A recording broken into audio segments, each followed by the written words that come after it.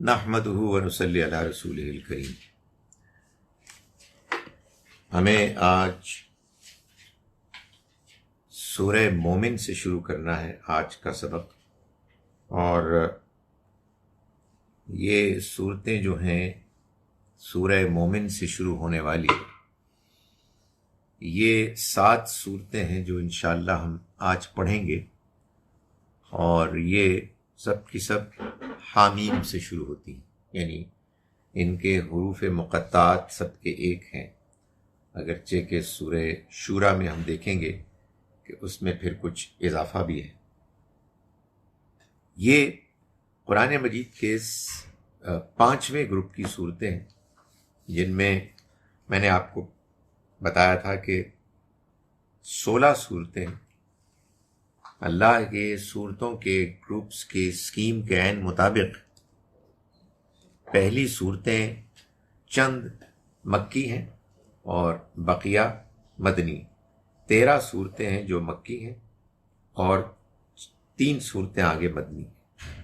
ان میں سے ہم نے پیچھے 6 صورتیں کر لیں، سورہ سبا، سورہ فاطر، سورہ یاسین، صاد، صافات، صاد اور زمر۔ اب مزید 7 صورتیں ہیں جو ہمیں کرنی ہیں۔ یہ ساری کی ساری جو ہم آج کریں گے انشاءاللہ یہ مکی صورتیں ہیں، اور جیسا کہ میں نے گزارش کی یہ سب حامیم سے شروع ہوتی ہیں۔ پہلی سورہ سورہ مومن ہے، یہ پچھلی سورہ زمر کی جوڑا سورہ ہے۔ اعوذ باللہ من الشیطان الرجیم، بسم اللہ الرحمن الرحیم۔ میں پہلی 5 آیات سورہ مومن کی پڑھ رہا ہوں۔ حامیم، یہ سورہ حامیم ہے۔ اللہ سے امید ہے کہ کسی موقع پر اس کا مطلب بھی معلوم ہو جائے گا، اور حامیم کے اس مطلب سے جو تعلق بنتا ہے سورت کے مضامین کا وہ بھی معلوم ہو جائے گا۔ یہ میں کیوں کہہ رہا ہوں؟ میں آپ سے بار بار کہہ رہا ہوں کہ امید ہے کہ میں یہ بات آپ کو سورہ قلم میں بتاؤں گا۔ تنزیل الکتاب من اللہ العزیز العلیم، اہتمام کے ساتھ کتاب کا اللہ کی طرف سے نازل ہونا ہوا، وہ اللہ کے جو زبردست ہے، سب کچھ جاننے والا ہے۔ غافر الذنب وقابل التوب شدید العقاب، گناہوں کا معاف کر دینے والا ہے، توبہ قبول کرنے والا اور سخت سزا دینے والا، ذی الطول اور بڑی قدرت والا ہے۔ لا الہ الا ہو، کوئی معبود نہیں سوائے اس کے، الیہ المصیر، اسی کی طرف سب کو لوٹنا ہے۔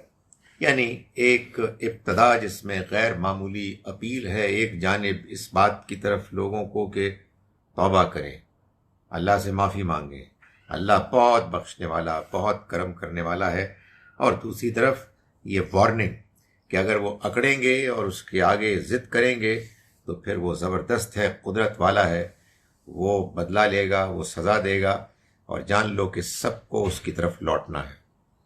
اللہ کی آیات میں وہی لوگ جھگڑے کرتے ہیں، نکالتے ہیں جو انکار کرنے والے ہیں، یعنی اس کے پکڑ کے انکار کرنے والے ہیں۔ تو دیکھو تمہیں ان کا شہروں میں بستیوں میں گھومنا پھرنا دھوکے میں نہ ڈالے، یعنی تمہیں یہ خیال نہ ہو کہ آخر یہ کیسے ہے کہ ایک جانب یہ انکار کر رہے ہیں اور دوسری جانب مزے سے گھوم پھر رہے ہیں۔ جان لو کہ جھٹلایا ان سے پہلے نوح کی قوم نے بھی اور گروہوں نے بھی ان کے بعد، اور انہوں نے اپنے رسول پر ہاتھ اٹھانے کا ارادہ کیا کہ وہ ان کو پکڑ لیں، اور وہ باطل سے انہوں نے جھگڑے کیے تاکہ وہ اس کے ذریعے سے حق کو مٹا دیں، تو ہم نے ان کو پکڑ لیا۔ فَكَيْفَ كَانَ عِقَابِ، تو پھر دیکھو کیسی تھی میری پکڑ۔ یہ بتایا کہ دیکھو کسی غلط فہمی میں نہ رہو، یہ جو تمہیں مہلت ملی ہے یہ اس لیے نہیں ملی ہے کہ کوئی پکڑنے والا نہیں ہے، بلکہ اس لیے ملی ہے کہ تم اس کی رحمت سے فائدہ اٹھاتے ہوئے توبہ کرو اور اس دنیا کی زندگی کے امتحان میں جو مہلت باقی ہے اس سے فائدہ اٹھاؤ۔ فرمایا آگے چل کے آیت نمبر 7 میں الذین یحملون العرش ومن حولہ، یہ جو فرشتے ہیں، یہ فرشتے کے جن کے بارے میں انکار کرنے والے مشرکین کا خیال یہ تھا کہ یہ ان کے سفارشی بنیں گے اور اللہ کے ہاں ان کو پکڑ سے بچا دیں گے، یہ عرش کے حامل، عرش کو اٹھانے والے، اور وہ بھی کہ جو اس کے ارد گرد ہیں، وہ اپنے رب کی حمد کے ساتھ اس کی تسبیح کر رہے ہیں اور وہ اس پر ایمان رکھتے ہیں اور ایمان والوں کے لیے مغفرت کی دعائیں مانگتے ہیں۔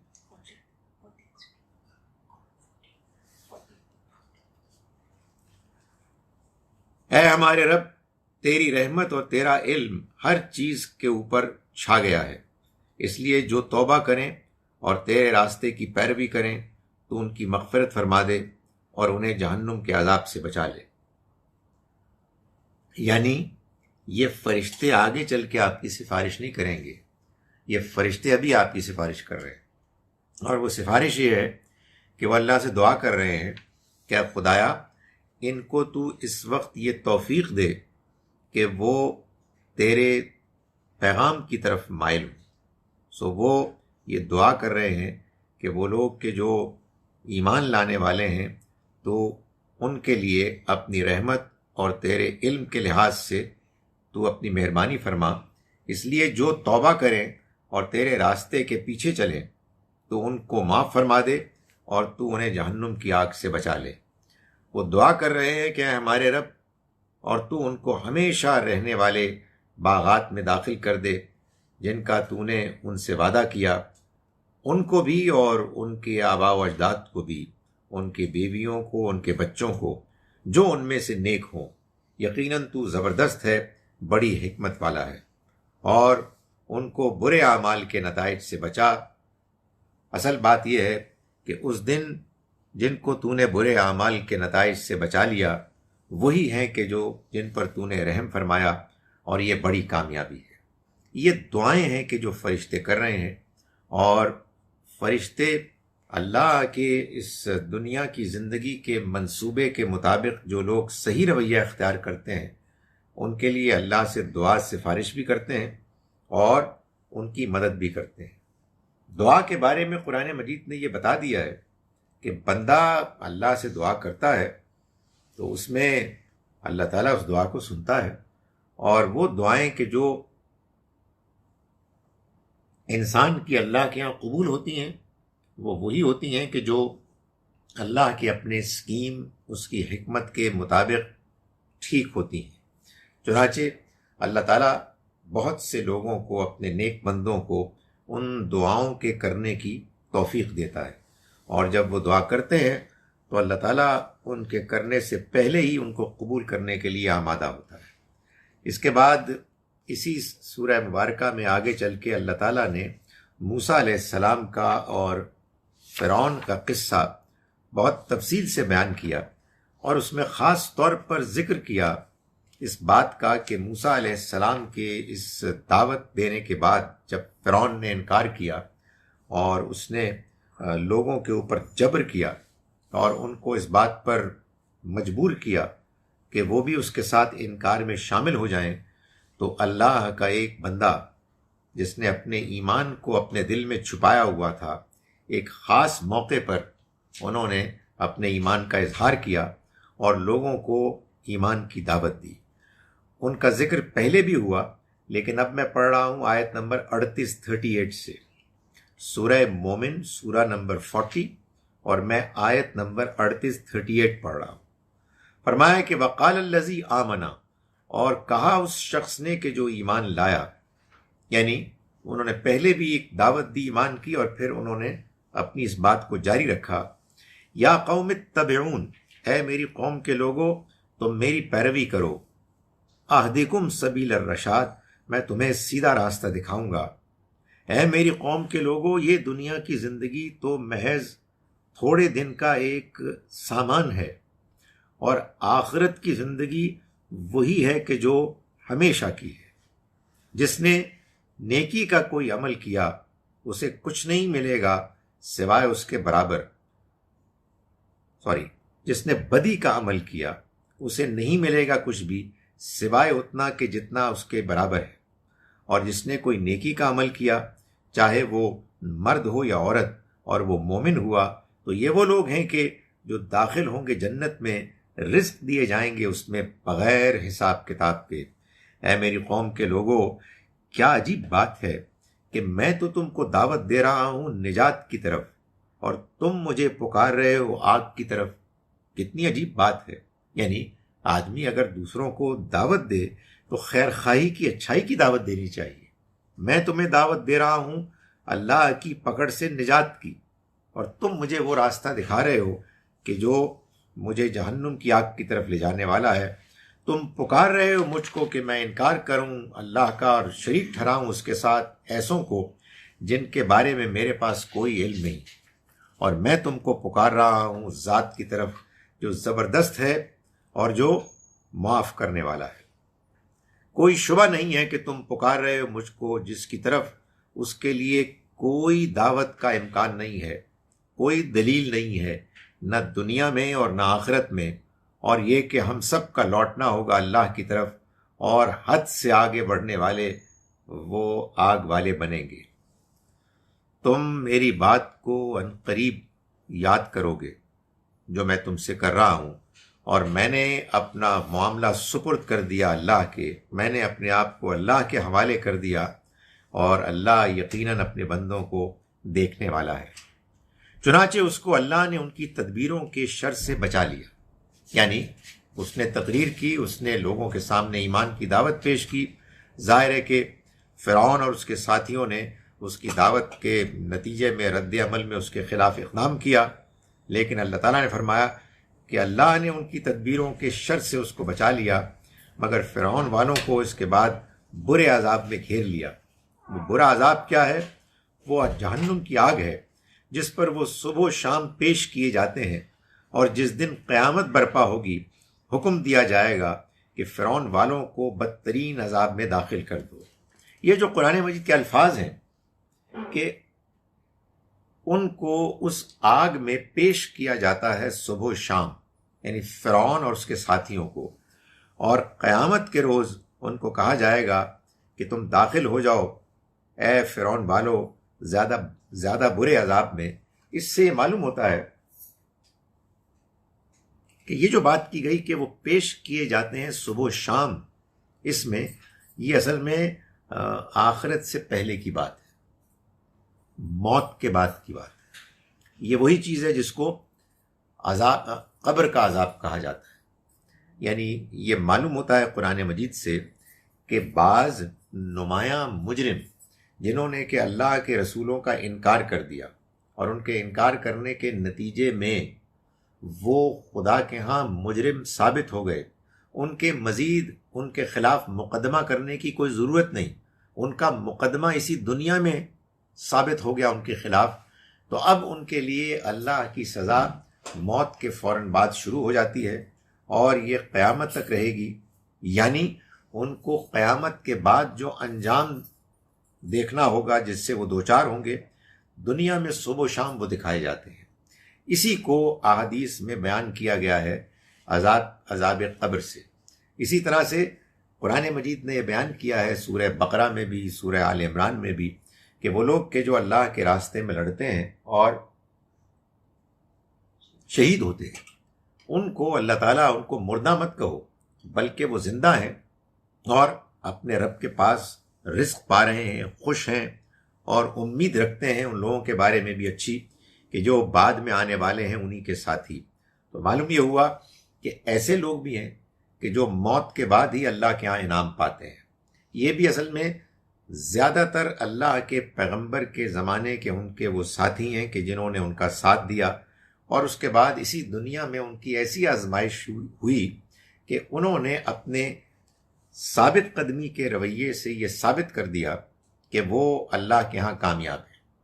انہیں بھی موت کے بعد انعامات سے اللہ تعالیٰ مالا مال کرے گا، اور یہ سلسلہ جاری رہے گا تا وقت کہ آخرت ہوگی، اور اس کے بعد جو فیصلہ ہوگا اس کے بعد انہیں انعام باقاعدہ فزیکل فارم میں ملنا شروع ہو جائے گا، جیسے کہ جنت میں اللہ تعالیٰ نے وعدہ کیا ہے۔ یہ عذاب قبر اور یہ قبر کی نعمتیں، قبر کا انعام، یہ دونوں حقیقتیں ہیں جن کو حدیث میں بیان کیا گیا ہے، لیکن قرآن کی روشنی میں جب ہم اس کو سمجھتے ہیں تو یہ معلوم ہوتا ہے کہ یہ چند لوگوں کے بارے میں، اکثر کے بارے میں قرآن مجید ہم آگے چل کے دیکھیں گے۔ پہلے بھی ہم نے دیکھا ہے کہ اللہ تعالیٰ فرماتے ہیں کہ جب آسمان زمین سب یہ بدل دیے جائیں گے اور ایک ہلچل ہو جائے گی، برپا ہو جائے گی، ایک نئی دنیا وجود میں آئے گی، تب معلوم ہوگا کہ تم نے کیا آگے بھیجا اور کیا پیچھے چھوڑا۔ یعنی وہاں فیصلہ ہوگا، تب بعض لوگوں کے دائیں ہاتھ میں اعمال نامہ دیا جائے گا اور بعض کے بائیں ہاتھ میں دیا جائے گا۔ تو انسانوں کی عظیم اکثریت کا معاملہ موت کے فوراً بعد نہیں ہوگا، بلکہ وہ آخرت کے بعد ہوگا، جیسے قرآن بڑے واضح ایمفیٹک طریقے سے کہتا ہے۔ لیکن بعض لوگوں کے معاملے میں جیسا کہ ان آیات سے معلوم ہوتا ہے کہ موت کے فوراً بعد شروع ہو جائے گا۔ یہی میں بار بار گزارش کر رہا ہوں کہ اتنا قیمتی ہمارے پاس علم کا ذریعہ تھا، ہے حدیث کی شکل میں، لیکن ہم نے اس کو چونکہ قرآن کی روشنی میں نہیں سمجھا، تو اب ہم دین کو سمجھنے میں ہمیشہ کنفیوز رہتے ہیں۔ قرآن کچھ کہہ رہا ہوتا ہے، عذاب قبر کچھ اور ہے، قبر کی نعمتیں کچھ اور بیان ہو رہی ہیں۔ تو یہ ہے اس کا مقام کہ بعض لوگوں کے ساتھ یہ معاملہ ہوگا، نہ کہ ہر ایک کے ساتھ۔ اس کے بعد اگلی سورہ مبارکہ ہے سورہ حامیم سجدہ۔ یہ آیت سورہ نمبر 41 ہے، 41۔ اس کے ابتدا میں اللہ تعالیٰ کا ارشاد ہے، یہ اور اس کی اگلی سورہ سورہ شورى، یہ دونوں جوڑا صورتیں ہیں۔ اعوذ باللہ من الشیطان الرجیم، بسم اللہ الرحمن الرحیم۔ حامیم، یہ سورہ حامیم ہے، تنزیل من الرحمن الرحیم، اہتمام کے ساتھ نازل ہونا ہوا اس ذات کی طرف سے کہ جو بے پناہ رحمت کرنے والا ہے، جس کی عنایت ہمیشہ کے لیے ہے۔ یہ وہ کتاب ہے کہ جس کی آیات تفصیل کی گئیں ایک ایسے عربی قرآن کی شکل میں کہ جو ان لوگوں کے لیے نازل کیا گیا ہے کہ جو جاننا چاہتے ہیں۔ یعنی یہ قرآن ہے تو سبھی کے لیے، لیکن خاص طور پر یہ عربی میں اللہ تعالیٰ نے قریش اور اس زمانے کے لوگوں کے لیے نازل کیا کہ ان کے اوپر آخری درجے میں حجت تمام ہو جائے۔ باقی دنیا والوں کے لیے اس کی حجت اتنی ہی ہے کہ جتنا اس کا پیغام لوگوں کو سمجھ میں آ سکتا ہے۔ اس سے معلوم ہوتا ہے کہ اللہ تعالیٰ ہر انسان کو، ہر قوم کو ان کے حالات کے لحاظ سے اکاؤنٹیبل کرے گا۔ لیکن اللہ تعالیٰ نے ایک بات بالکل واضح کر دی ہے کہ یہ قرآن کا پیغام سمجھیں گے وہی لقوم یعلمون، جو جاننا چاہتے ہیں۔ جن کو جاننے میں کوئی دلچسپی نہیں ہے، ان کو اللہ کے اس پیغام میں کوئی دلچسپی نظر نہیں آئے گی اور نہ وہ اس سے کچھ پا سکیں گے۔ فرمایا کہ بشیرم و نذیرہ، یہ خوشخبری سنانے والی اور خبردار کرنے والی ہے۔ فَأَعْرَضَ أَكْثَرُهُمْ فَهُمْ لَا يَسْمَعُونَ، تو ان میں سے اکثر اعراض کر رہے ہیں، چنانچہ یہ نہیں سنتے۔ یعنی انہوں نے اس کو اگنور کیا ہوا ہے، and because they don't want to understand it, they are not listening to it, یہ نہیں سنتے۔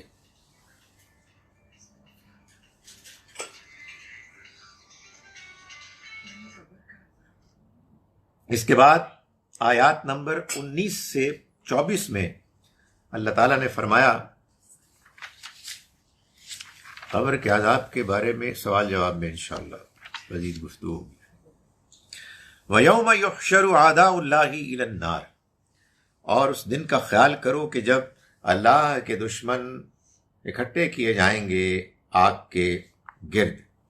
فَهُمْ يُوزَعُونَ، اور ان کی درجہ بندی ہوگی، یہاں تک کہ جب وہ وقت آ جائے گا کہ جہنم تک آ پہنچیں گے تو جو کچھ یہ کرتے رہے، ان کے کان اور ان کی آنکھیں اور ان کے جسم کی جلدیں ان کے خلاف گواہی دیں گی۔ یہ اپنے جسموں سے پوچھیں گے کہ تم نے ہمارے خلاف یہ گواہی کیوں دی؟ وہ جواب دیں گے کہ ہم کو اسی اللہ نے زبان دی جس نے ہر چیز کو زبان دی تھی، اور وہ ان کے خلاف گواہی دیں گے۔ اسی نے تو تم کو پہلی بار پیدا کیا تھا اور اب اسی کی طرف تم لوٹائے جا رہے ہو۔ تم دنیا میں یہ اندیشہ تو نہیں رکھتے تھے کہ تمہارے کان اور تمہاری آنکھیں اور تمہارے جسم کی جلدیں تمہارے خلاف گواہی دیں گی، بلکہ تم تو یہ خیال کرتے تھے کہ بہت سی چیزوں سے وہ واقف ہی نہیں ہے جو تم کرتے ہو۔ تمہارا یہی گمان ہے جو تم نے اپنے رب کے بارے میں کیا، جس نے تمہیں مروا دیا، غارت کر دیا، اور تم اب نقصان سے دوچار ہونے والے۔ یعنی انسان کی جو بہت بڑی ٹریجڈی ہے وہ یہ ہے، انسان جس وجہ سے اپنے آپ کو برباد کر دیتا ہے وہ یہ ہے کہ وہ یہ خیال کرتا ہے کہ بہت سے اعمال جو میں کر رہا ہوں پتہ ہے کوئی دیکھ نہیں رہا، یعنی کون دیکھتا ہے، اس لیے کرو جو کرنا ہے۔ اور انسان پھر اپنی منمانی کرتا ہے، جس کے بعد وہ میرا انسان شاکڈ ہوگا جب قیامت کے روز اسے محسوس ہوگا، معلوم ہوگا کہ یہی جسم جس نے اس کے ساتھ اس موقع پر ایک سرونٹ کی طرح، ایک اس کے ٹولز کی طرح اس نے ان کو استعمال کیا، وہی اس کے خلاف گواہی دیں گے۔ آیت نمبر 33 سے اللہ تعالیٰ فرما رہے ہیں، نہیں، اس سے پہلے اللہ تعالیٰ کا ارشاد ہے آیت نمبر 30 سے، ان الذین قالوا ربنا اللہ ثم استقاموا، سورہ حامیم سجدہ 41 آیت نمبر 30۔ یقیناً وہ لوگ کہ جنہوں نے کہا کہ ہمارا رب اللہ ہے، پھر انہوں نے اس پر استقامت دکھائی، ثابت قدم رہے۔ یہی وہ بات ہے کہ جس کو نبی صلی اللہ علیہ وسلم سے کسی نے پوچھا کہ آپ مجھے بس ایک جملے میں بتائیں کہ اللہ تعالیٰ ہم سے کیا توقع کرتا ہے، ہمارا کیا صحیح رویہ ہونا چاہیے؟ تو آپ نے فرمایا قل آمنت باللہ، تم کہو میں اللہ پر ایمان لایا، ثم استقم، پھر تم اس پر قائم رہو، استقامت دکھاؤ۔ تو فرمایا کہ وہ لوگ کہ جنہوں نے کہا کہ ہمارا رب اللہ ہے، پھر وہ اس پر قائم رہے، ان پر فرشتے اترتے ہیں اس پیغام کے ساتھ کہ دیکھو، نہ خوف کرو نہ غم کھاؤ، اور خوشخبری سنو اس جنت کی کہ جس کا تم سے وعدہ کیا جاتا تھا۔ ہم تمہارے ساتھی ہیں، ہم تمہارے ساتھی رہے دنیا کی زندگی میں بھی اور آخرت میں بھی، اور تمہارے لیے ہوگا وہاں جو تمہارا جی چاہے گا، اور تمہارے لیے ہوگا وہاں جو کچھ تم مانگو گے، اور یہ سب تم کو ملے گا ایک اولین ضیافت کے طور پر اس ذات کی طرف سے کہ جو مغفرت کرنے والا ہے، رحم کرنے والا ہے۔ یعنی اللہ تعالیٰ یہ توقع کرتے ہیں کہ اللہ کے بندے اس پر ایمان لائیں اور پھر اس پر قائم رہیں، اس کے بعد اللہ کے فرشتے ان کی مدد کو اترتے ہیں، اس دنیا میں ان کو اطمینان، سکون، اعتماد دیتے ہیں، آخرت میں وہ ان کے لیے دعائیں اور نعمتیں مہیا کریں گے۔ اس دنیا میں بھی دعائیں ہیں، آخرت میں بھی گریٹنگز ہوں گی اور اللہ کی طرف سے وہ ویلکم کریں گے۔ فرمایا کہ وَمَنْ أَحْسَنُ قَوْلًا مِّمَّنْ دَعَا إِلَى اللَّهِ، اس سے زیادہ بہتر بات کس کی ہو سکتی ہے کہ جس نے اللہ کی طرف دعوت دی اور خود بھی نیک عمل کیا، اور اس نے کہا کہ میں تو صرف فرما برداروں میں سے، میں تو صرف مسلمانوں میں سے، یعنی اس نے صرف اس بات کی دعوت دی کہ سب لوگ اللہ کے بندے بن جائیں اور سب اس کے فرما بردار ہو جائیں۔ دیکھو، نیکی اور بدی برابر نہیں ہو سکتے، چنانچہ اگر تمہارے ساتھ کوئی برائی کرے تو تم اس کا جواب دو ایسے کہ جو اچھا ہو، تو معلوم ہے کیا، وہ جس کے اور تمہارے درمیان دشمنی تھی وہ تمہارا گہرا دوست بن جائے گا۔ اور یہ توفیق نصیب نہیں ہوتی مگر ان لوگوں کو کہ جو ثابت قدم ہیں، اور یہ توفیق نصیب نہیں ہوتی مگر ان لوگوں کو کہ جو بڑے قسمت والے ہیں، بہت نصیب والے ہیں۔ اور اگر تمہیں شیطان ورغلائے اپنی اکساہٹ سے تو تم اللہ کی پناہ مانگو، یقیناً وہ بہت سننے والا، سب کچھ جاننے والا ہے۔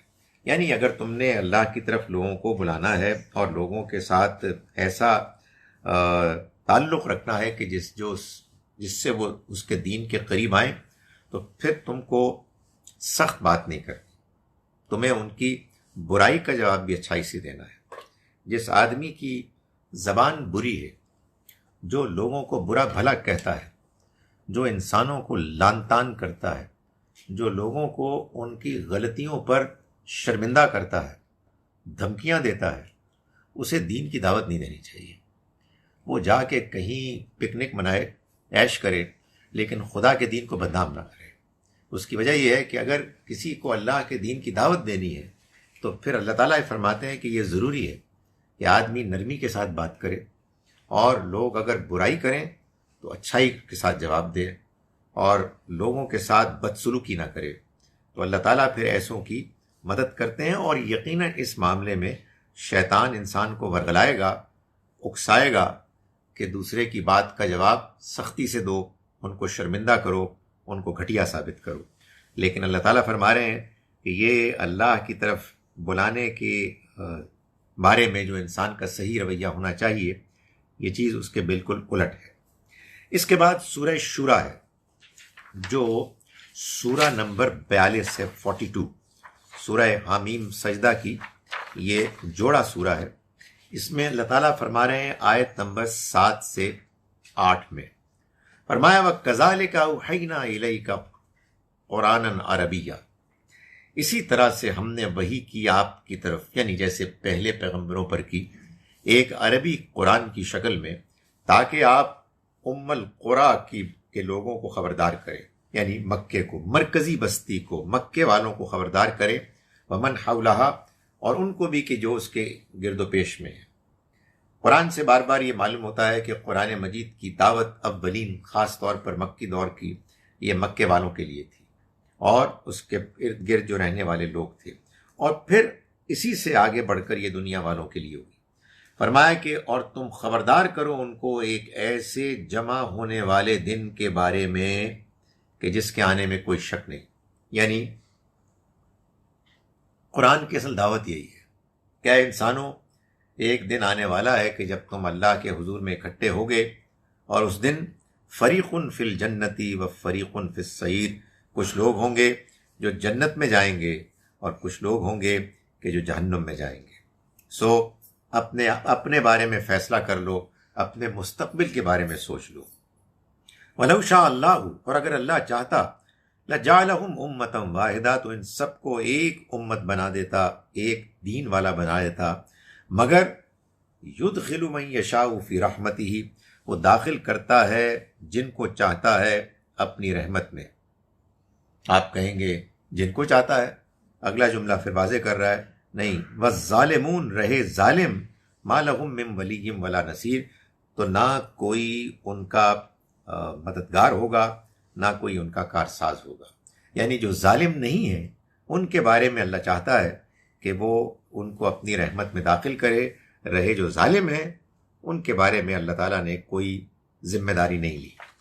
اس کے بعد آیات نمبر 13 اور 14 میں اللہ تعالیٰ فرما رہے ہیں شرع لکم من الدین، اس نے تمہارے لیے وہی دین مقرر کیا ہے جس کی ہدایت اس نے نوح کو فرمائی، اور جس کی وہی اے نبی ہم نے آپ کی طرف کی، اور جس کا حکم ہم نے ابراہیم، موسیٰ اور عیسیٰ کو دیا کہ تم اس دین کو قائم رکھو اور اس میں تفرقے میں نہ پڑو۔ یعنی یہ دین جو سب پیغمبروں کا مشترک پیغام ہے، یہ اللہ کی طرف سے آیا ہے، اس پیغام کو پیش کر کے اس کے پیش کرنے والوں نے کہا کہ دیکھو، اس کو اختیار کرو، اس پر قائم رہو، اور آپس میں تفرقے میں مت پڑو۔ یعنی اگر تم نے اس دین کے بارے میں مخلصانہ رویہ اختیار کیا تو تم پھر آپس میں تفرقے میں نہیں پڑو گے۔ یہی بات ہے کہ جس کو سورہ آل عمران میں اللہ تعالیٰ نے بیان فرمایا کہ وَاعْتَصِمُوا بِحَبْلِ اللَّهِ جَمِيعًا، اور اللہ کی رسی کو مضبوطی سے پکڑو سارے کے سارے، وَلَا تَفَرَّقُوا، اور آپس میں تفرقے میں مت پڑو۔ سو جب اللہ کی رسی، اللہ کا دین جو اللہ کی کتاب سے ہم کو ملا ہے، سب کے سب اس کو مضبوطی سے پکڑیں گے تو اس کے بعد اس میں تفرقہ نہیں ہوگا۔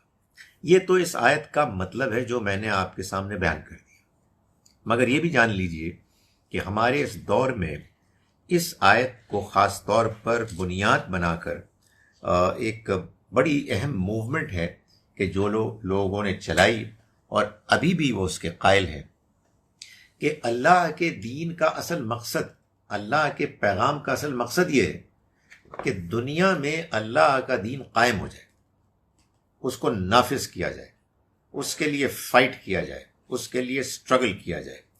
اور اس کے لیے وہ یہ آیت پیش کرتے ہیں کہ اللہ تعالیٰ نے یہ کہا ہے کہ تمام پیغمبر اسی لیے آئے کہ وہ ان اقیم الدین، وہ دین کو قائم کریں۔ اس کو کہتے ہیں وہ لوگ کہتے ہیں اقامت دین کا فریضہ۔ وہ کہتے ہیں جی کہ یہ نماز روزہ تو اس کے لیے وہ ہیں، ٹولز ہیں، اصل تو اقامت دین ہے۔ بلکہ ابھی ریسنٹلی میں نے ایک صاحب کی تقریر سنی، انہوں نے کہا جی کہ غزوہ خندق میں 4 نمازیں مس ہو گئی تھی، تو نمازیں اصل چیز نہیں، اصل فائٹ ہو رہی تھی اس کے لیے۔ اس بات کو یوں سمجھنے کا نتیجہ یہ نکلتا ہے کہ پھر اصل میں آپ وہ سخت قسم کے لوگ بن جاتے ہیں جن کے اندر یہ پوری طرح سے ڈٹرمنیشن ہوتی ہے کہ we have to get this religion implemented, we will continue to fight جب تک کہ یہ نہیں ہوگا۔ اور امپلیمنٹیشن کا مطلب یہ ہے کہ آپ سیاسی طور پر غالب آ جائیں، تمام سزائیں نافذ ہو جائیں، تمام احکام دین کے اجتماعی طور پر امپلیمنٹ ہو جائیں۔ یقیناً اللہ کا ہر حکم اس مقصد کے لیے آیا ہے کہ اس کو امپلیمنٹ کیا جائے، لیکن آگے چل کے ہم ابھی دیکھیں گے اسی سورہ مبارکہ میں اس کی امپلیمنٹیشن کے لیے اللہ تعالیٰ نے ایک پروسیس بتایا ہے، ایک طریقہ بتایا ہے۔ یہ بات کہ آپ سٹرگل کریں، ہر مسلمان کی یہ ذمہ داری ہے کہ وہ لازماً اس کو پورے معاشرے کے اوپر غالب کرے، یہ خدا تعالیٰ نے ایسے بیان نہیں کیا ہے۔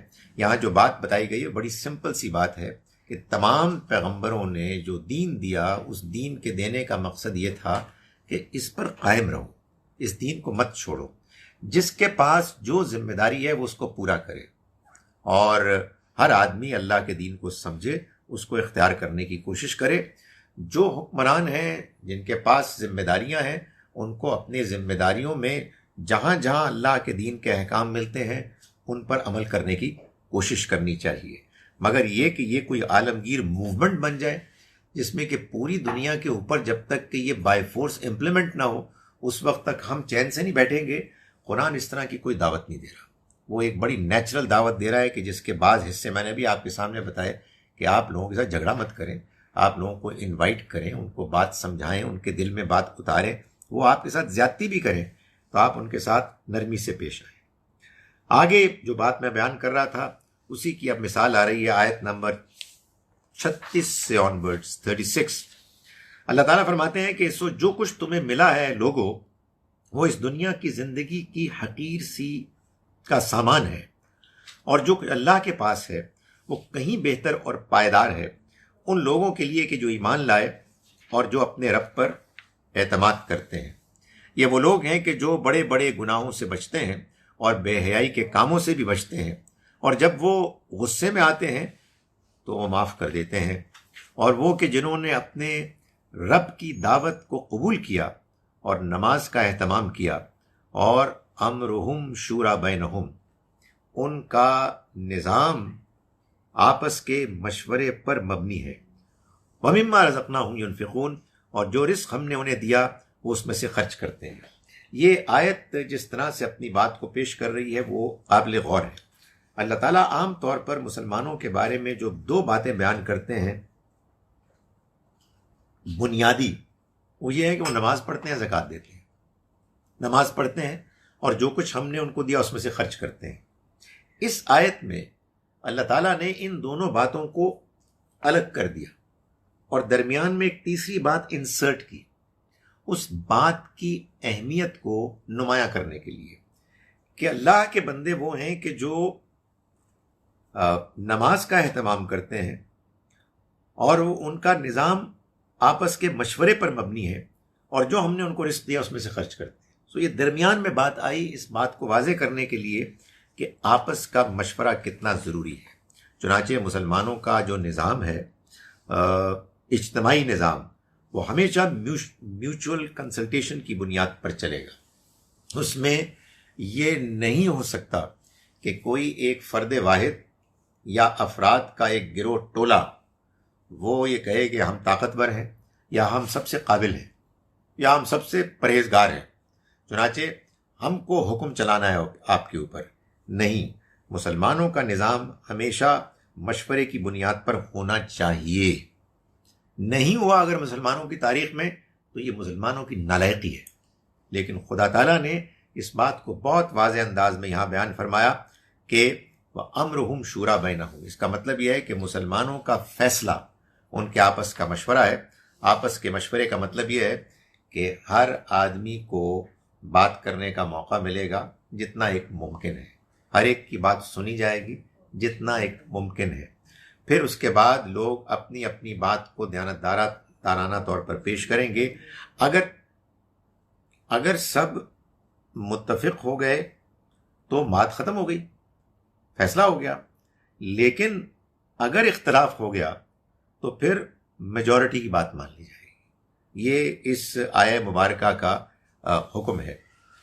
اس کے بعد اس کا کوئی امکان نہیں ہے کہ آپ یہ کہیں کہ آپ ایک جتھا بنائیں اور آپ کہیں جی کہ ملک بہت خراب ہو گیا ہے، ہم ڈنڈے کے زور پہ آئیں گے، کوئی فلاں شخص ہونا چاہیے۔ مثال دیتے ہیں کسی بندے کی کہ وہ آئے گا، بندے کچھ مارے گا، اس کے بعد سب ٹھیک ہوگا۔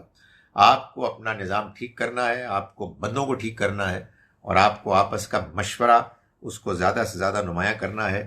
یہ خدا کا حکم ہے۔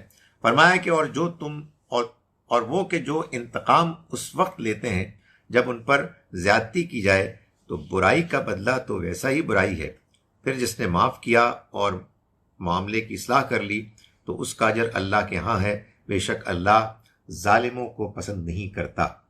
اس کے بعد شروع ہوتی ہے سورہ زخرف، جو اس سے اگلی سورہ مبارکہ ہے۔ یہ سورہ نمبر 43 ہے، 43۔ یہ اور اس سے اگلی سورہ دخان، یہ جوڑا صورتیں ہیں۔ اللہ تعالیٰ کا ارشاد ہے آیات نمبر 9 سے 14 میں سورہ زخرف کی 43 کی، فرمایا کہ وَلَئِن سَأَلْتَهُمْ، اور اگر آپ ان سے پوچھیں من خلق السماوات والارض، کہ وہ کون ہے کہ جس نے آسمانوں اور زمین کو پیدا کیا، لَيَقُولُنَّ خَلَقَهُنَّ الْعَزِيزُ الْعَلِيمُ، تو وہ لازماً کہیں گے کہ ان کو پیدا کیا اس اللہ نے کہ جو زبردست ہے، جو علم والا ہے۔ وہی جس نے زمین کو تمہارے لیے گہوارہ بنایا اور اس میں تمہارے لیے راستے نکالے کہ تم اس میں سے گزر سکو، اور جس نے آسمان سے ایک قدر کے ساتھ پانی، یعنی اندازے کے ساتھ پانی برسایا، پھر اس کے ذریعے سے ہم نے مردہ بستی کو زندہ کر دیا۔ اسی طرح تم ایک دن نکالے جاؤ گے، اور جس نے یہ سب قسم قسم کی چیزیں پیدا کی ہیں اور تمہارے لیے کشتیاں اور چوپائے بنائے ہیں جن پر تم سوار ہوتے ہو، ان کی پیٹھ پر اطمینان کے ساتھ تم بیٹھتے ہو، پھر جب ان پر اطمینان سے بیٹھ جاؤ تو تم اپنے رب کی نعمت کو یاد کرو اور کہو سبحان الذی سخر لنا ھذا وما کنا لہ مقرنین وإنا الی ربنا لمنقلبون، کہ پاک ہے وہ ذات جس نے ان کو ہماری خدمت میں لگا دیا، ہم ایسے نہیں تھے کہ ان کو اپنے قابو میں کر سکتے، یقیناً ہم اپنے رب کی طرف لوٹنے والے ہیں۔ یہ وہ دعا ہے کہ جو سفر کی دعا ہم آج بھی پڑھتے ہیں۔ کاش کہ ہم اس کو ٹھیک طرح سے پڑھنے والے بن جائیں، کیونکہ اس کی بعض اوقات ذمہ داری لگتی ہے بعض لوگوں پر کہ وہ اس کو پڑھیں، مگر اس کے الفاظ ٹھیک طرح سے ادا نہیں ہوتے۔ اللہ تعالیٰ فرما رہے ہیں کہ جب تم کسی سواری پر بیٹھو یا اچھے لوگ بیٹھتے ہیں تو اللہ کی اس نعمت کو یاد کرتے ہیں اور اس کا اعتراف کرتے ہیں کہ وہ ذات ہر عیب سے پاک ہے جس نے ہمارے لیے اس سواری کو خدمت میں لگا دیا۔ یعنی اس میں کوئی شک نہیں ہے کہ ہم اس قابل نہیں تھے کہ ہم اس کو قابو کر سکیں، اور یہ سواری تو ہم کو لے جا رہی ہے ایک دنیاوی منزل کی طرف، ایک وہ سفر بھی ہے کہ جس میں ہم سب رواں دواں ہیں۔ ہم اس موقع پر اس کو بھی یاد کرتے ہیں کہ ہم اپنے رب کی طرف انا الی ربنا لمنقلبون لوٹ کر جانے والے ہیں۔ اس کو بیان کرنے کے بعد اللہ تعالیٰ فرماتے ہیں آیت نمبر 31 سے 35 تک، 31 to 35، وَقَالُوا لَوْلَا نُزِّلَ هَذَا الْقُرْآنُ عَلَى رَجُلٍ مِّنَ الْقَرْيَتَيْنِ عَظِيمٍ۔ یہ کفار کا ایک بڑا مسئلہ تھا، یعنی وہ لوگ کہ جو متکبر ان کے سردار لیڈرز تھے، وہ کہتے ہیں کہ یہ قرآن ان دونوں شہروں یعنی مکے اور طائف کے کسی بڑے آدمی پر کیوں نازل نہیں کیا گیا؟ یعنی یہ کیوں ہوا کہ اس کے لیے اللہ کو ایک یتیم کا انتخاب کرنا پڑا، اور جبکہ بہت سے سردار موجود تھے کہ ان کے اوپر نازل ہوتا؟ کیا تمہارے پروردگار کی رحمت کو یہ لوگ ہیں کہ جو تقسیم کرتے ہیں؟ دنیا کی زندگی کی معیشت کا سامان تو ان کے درمیان تقسیم کیا ہم نے، اور اس طرح تقسیم کیا کہ ایک کے درجے دوسرے پر بلند کیے تاکہ یہ ایک دوسرے کے کام آ سکے۔ یعنی یہ جو دنیا کی زندگی میں تم دیکھتے ہو کہ مختلف لوگوں کے مختلف سٹیٹس ہیں، یہ ہم نے ارینجمنٹ کی تاکہ دنیا کا نظام چل سکے، اور تمہارے رب کی رحمت اس سے بہت بہتر ہے جو یہ جمع کر رہے ہیں۔ یعنی اس دنیا میں اللہ تعالیٰ نے کچھ ایسا ڈیزائن کیا ہے ہمارے پورے نظام کو کہ اس میں ہم سب ایک دوسرے پر ڈیپینڈنٹ ہیں۔ کچھ خدمات ہم کر رہے ہیں، کچھ خدمات اور لوگ سر انجام دے رہے ہیں۔ وہ خدمات مختلف نوعیتوں کی ہیں۔ ان میں یہ تو ٹھیک ہے کہ ایک دنیا کے نظام کی ہائرارکی میں کوئی اوپر ہے اور کوئی نیچے ہے، لیکن اپنی حقیقت میں سب لوگ اپنا اپنا کام کر رہے ہیں۔ اس وجہ سے بڑے بد نصیب اور احمق لوگ ہیں وہ کہ جو اپنے آپ کو ہائرارکی میں ذرا سینئر پا کر دوسروں کے بارے میں ایک تحقیر کا انسلٹنگ رویہ اختیار کرتے ہیں کہ گویا کہ ان کی کوئی حیثیت نہیں۔ تو اللہ تعالیٰ نے فرمایا کہ یہ تم ہو کہ جو اللہ کی رحمت کو تم تقسیم کرو گے۔ اللہ خوب جانتا ہے کہ اسے کس کو کیا دینا ہے، اور جہاں تک یہ تمہارے غرور کرنے کی وجہ ہے، جان لو اچھی طرح سے کہ وَلَوْلَا أَنْ يَكُونَ النَّاسُ أُمَّةً وَاحِدَةً، اگر یہ اندیشہ نہ ہوتا کہ سب لوگ ایک ہی طریقے کے چلنے والے بن جائیں گے، تو جو لوگ رحمان کے انکار کرنے والے ہیں ہم ان کے گھروں کی چھتیں چاندی کی بنا دیتے، اور ان کی سیڑھیاں بھی جن پر وہ چڑھتے، اور ان کے گھروں کے دروازے اور ان کے تخت جن پر وہ تکیے لگائے بیٹھتے ہیں، بلکہ اس سے آگے بڑھ کر ہم اس کو سونے کا بنا دیتے۔ حقیقت یہ ہے کہ یہ سب چیزیں کچھ بھی نہیں ہیں سوائے دنیا کی زندگی کا ایک تھوڑے وقت کا سامان ہے، اور آخرت ہے کہ جو آپ کے رب کے ہاں صرف ان کے لیے ہے جو اللہ سے ڈرنے والے ہیں۔ یعنی مطلب یہ ہے کہ اللہ نے ان لوگوں کو کہ جو منکر ہیں دنیا میں جتنا دیا ہے اس سے زیادہ اس لیے نہیں دیا کہ اگر اس سے زیادہ دے دیتا تو اہل ایمان پھسل جاتے ہیں۔ اس لیے کہ ہر آدمی کی ایک کیپیسٹی ہوتی ہے بھائی آزمائش کی، کہ بندہ تھوڑا بہت تو ٹالریٹ کر لیتا ہے، کہ پتہ لگے جی کہ آپ کو تو 2 وقت کی روٹی نہیں مل رہی اور دوسرے لوگ اتنی زیادہ عیاشی کر رہے ہیں کہ آدمی کہتا ہے کہ یار کو جو ہمیں بتایا گیا از اٹ ریئلی ٹرو؟ تو اللہ تعالیٰ نے فرمایا کہ اگر یہ خدشہ نہ ہوتا کہ ایمان والوں کے قدم ڈگمگا جائیں گے تو ہم نے جو کچھ ان کو دیا ہے انکار کرنے والوں کو اس سے کہیں زیادہ دیتے، اس لیے کہ دنیا کی زندگی کی خدا تعالیٰ کے نزدیک کوئی حیثیت نہیں ہے۔ یہ بد نصیب اپنے رب کے ذکر سے محروم ہو گئے۔ تو فرمایا کہ جو رحمان کی یاد سے منہ موڑ لے، نقید لہو شیطانن، ہم اس کے ساتھ ایک شیطان کو مسلط کر دیتے ہیں، فہو لہو قرین، تو وہ اس کا ساتھی بن جاتا ہے۔ یعنی جب آپ کے سامنے اللہ کا پیغام آیا، آپ کے سامنے اللہ کی طرف سے آئی ہوئی بات کو پیش کیا گیا اور آپ نے اس کو اگنور کر دیا، اس کے بعد اللہ تعالیٰ فرماتے ہیں کہ ہم ایسوں کے ساتھ ایک شیطان اپوائنٹ کر دیتے ہیں جو اس کا ساتھی بن جاتا ہے۔ وہ ان کو سیدھے راستے سے روکتے ہیں اور یہ گمان کرتے ہیں کہ گویا کہ یہی ٹھیک راستے پر چل رہے ہیں۔ یعنی وہ شیطان ایسا چکما دیتا ہے، ایسا ان کو دھوکہ دیتا ہے کہ وہ ان کو سیدھے راستے سے ہٹا دیتا ہے، اور یہ سمجھتے ہیں کہ یہ سیدھے راستے پر چل رہے ہیں، اور یہ ان کے ساتھ اس وقت تک چلتا رہتا ہے یہاں تک کہ وہ ہر شخص ہمارے پاس آ جائے گا اور شیطان سے کہے گا کہ کاش میرے اور تمہارے درمیان مشرق کے دونوں کناروں کی دوری ہوتی۔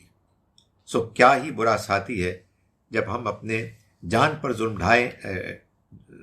ڈھا رہے تھے، تو آج یہ بات تمہارے لیے کچھ بھی فائدہ مند نہیں ہوگی کہ اب تم لوگ عذاب میں ایک دوسرے کے شریک ہو گئے۔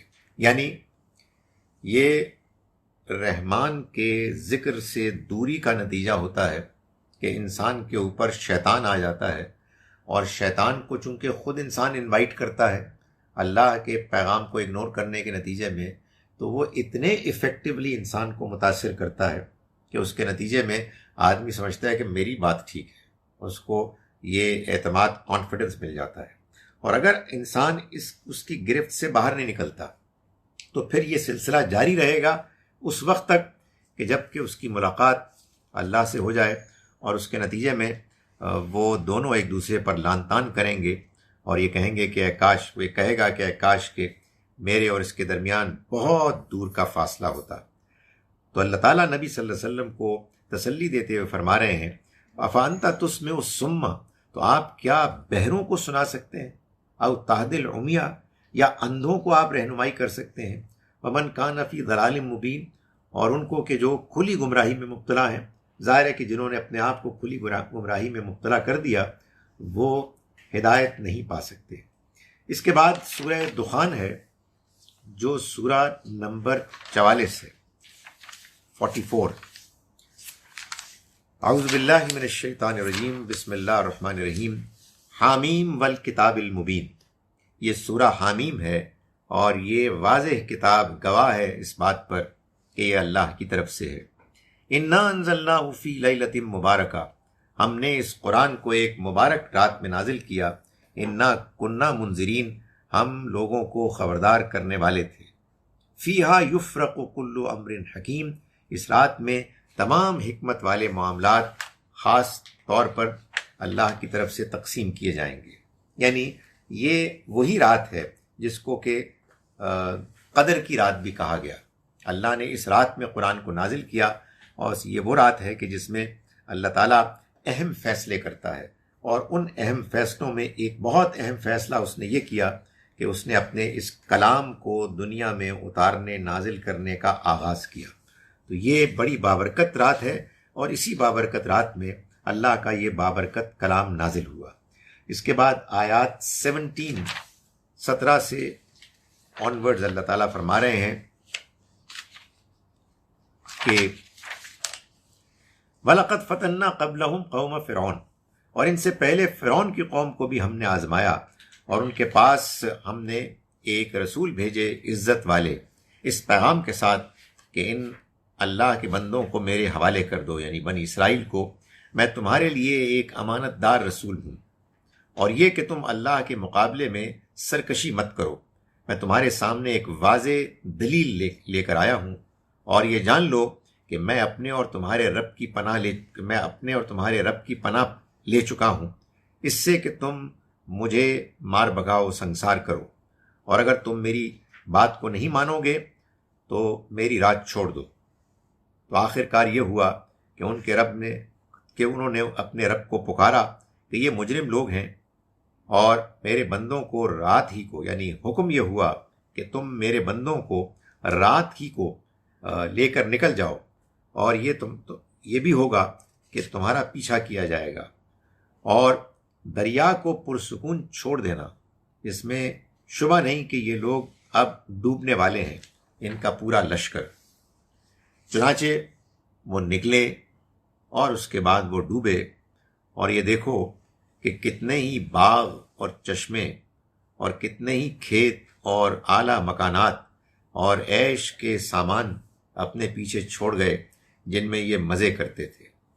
یہی ہوتا ہے مجرموں کے ساتھ، اور ہم نے ان کا وارث دوسرے لوگوں کو بنا دیا، پھر نہ آسمان ان پر رویا اور نہ زمین، اور نہ ان کو مزید کوئی مہلت ملی۔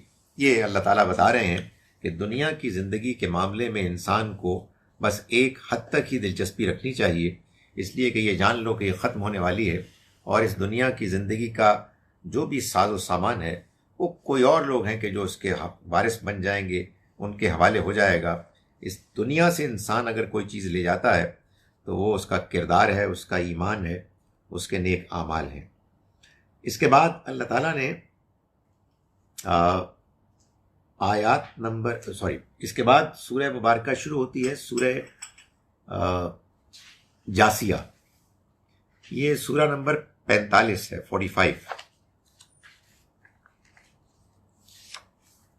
اس میں آیات نمبر 1 تا 6 میں اللہ تعالیٰ کا ارشاد ہے، حامیم، یہ سورہ حامیم ہے، تنزیل الکتاب من اللہ العزیز الحکیم، اس کتاب کا اہتمام کے ساتھ نازل ہونا ہوا اس اللہ کی طرف سے جو زبردست ہے، حکمت والا ہے۔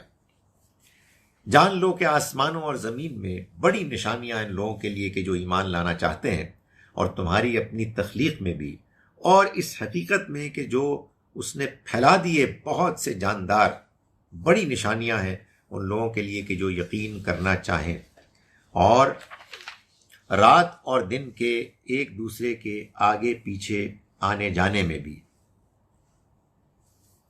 اور اس رزق میں بھی جو اللہ نے آسمان سے بارش کی صورت میں نازل کیا، پھر اس سے زمین کو اس نے مردہ ہو جانے کے بعد زندہ کیا، اور ہواؤں کے پھیرنے میں بھی ان لوگوں کے لیے بہت سی نشانیاں ہیں جو عقل سے کام لیں۔ یہ اللہ کی آیات نشانیاں ہیں جنہیں ہم حق کے ساتھ تمہیں سنا رہے ہیں۔ تو اللہ اور اس کی آیات کے بعد کون سی بات ہے جس پر یہ لوگ ایمان لائیں گے؟ اس بات کے بیان کرنے کے بعد اللہ تعالیٰ آیات نمبر 7 سے آنورڈز فرماتے ہیں کہ وَيْلٌ لِّكُلِّ أَفَّاكٍ أَثِيمٍ، تباہی ہے ان لوگوں کے لیے کہ جو جھوٹ بولتے ہیں، جو بدعمال ہیں، لوگوں کے حق مارتے ہیں۔ وہ اللہ کی آیات جب ان کو سنائی جاتی ہیں تو اکڑتے ہیں، اصرار کرتے ہیں اپنی اکڑ پر، گویا کہ انہوں نے اس کو سنا ہی نہیں۔ تو ان کو خوشخبری سنا دو ایک دردناک عذاب کی۔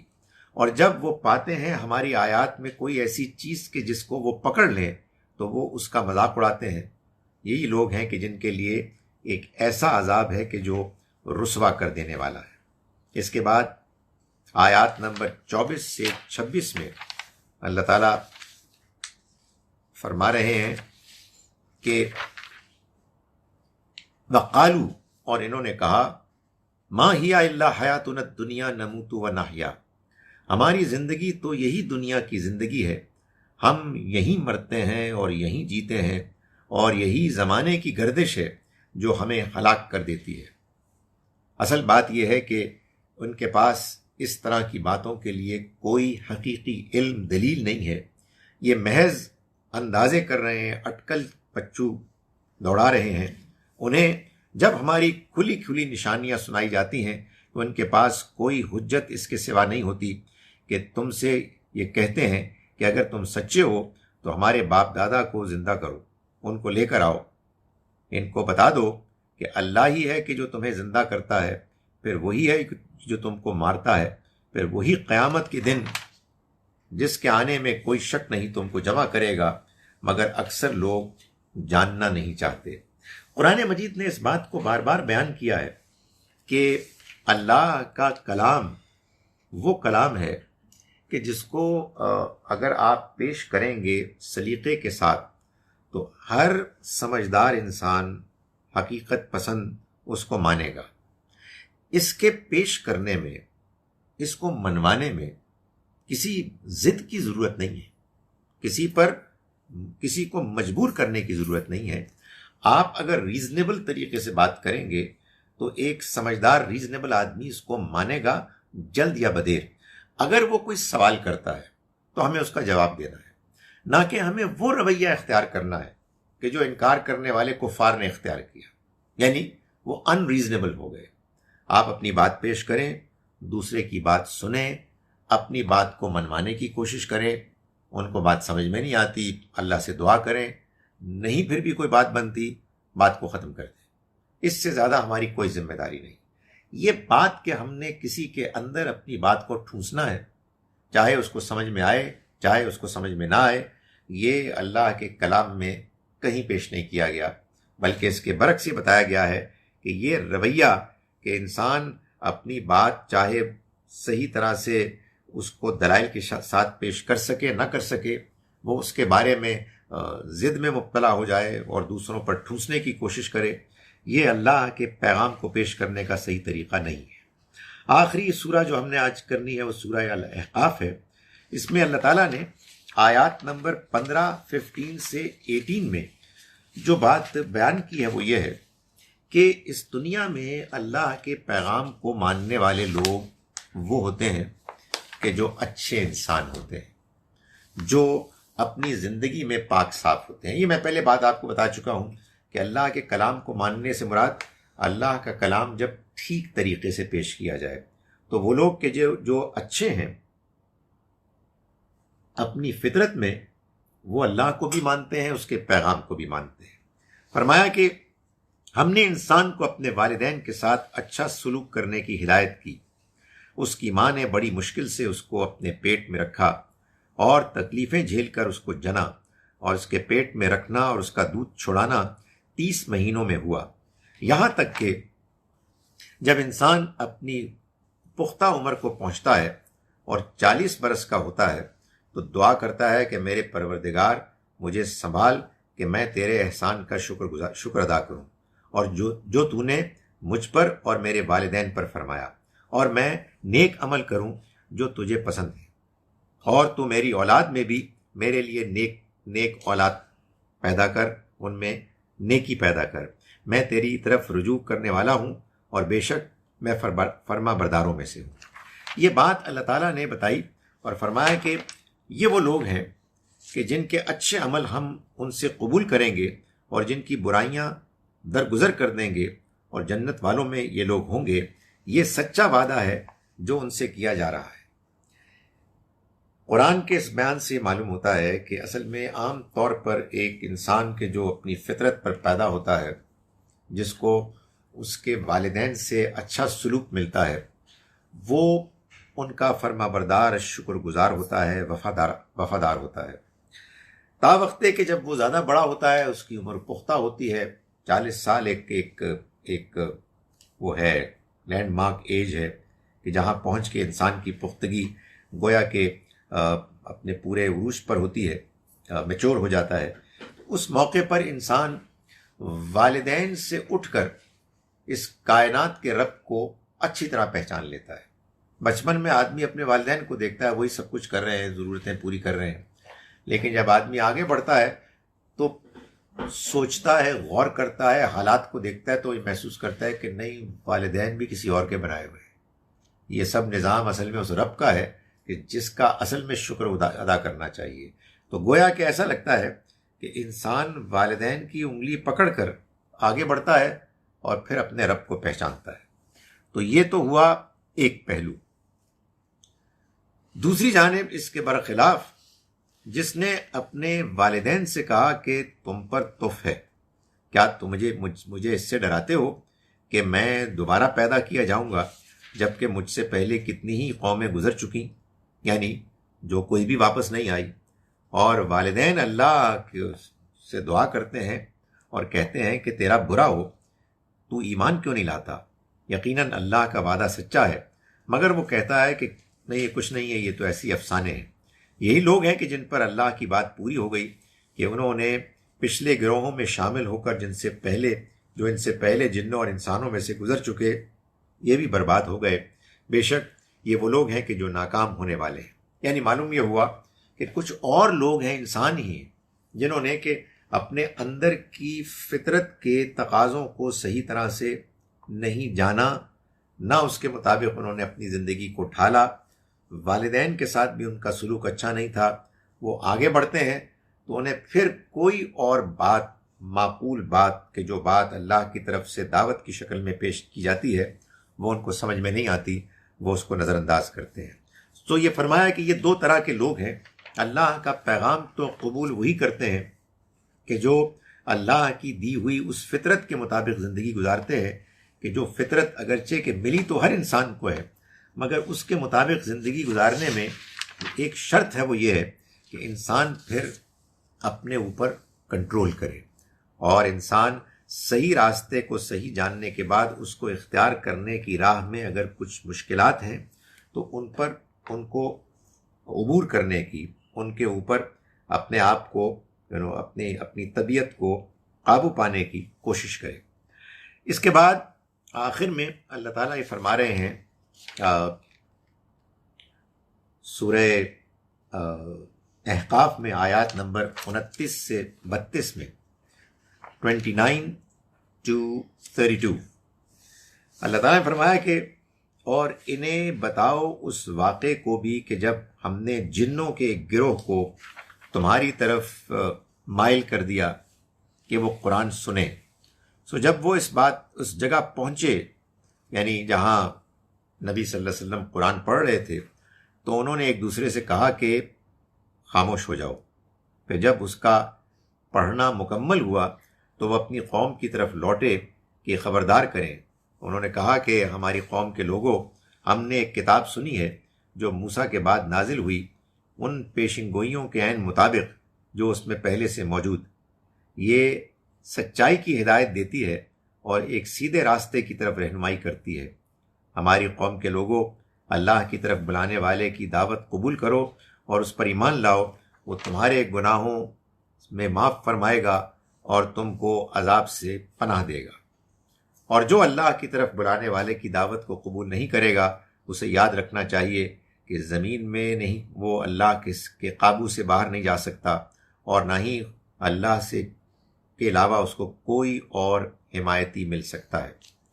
یہ اصل میں وہ آیات ہیں کہ جو معلوم ہوتا ہے کہ اس موقع پر نازل ہوئی کہ جب نبی اکرم صلی اللہ علیہ وسلم طائف کے لوگوں میں دعوت دینے کے بعد ان کی بدسلوکی کو ایکسپیرینس کر کے واپس لوٹ رہے تھے.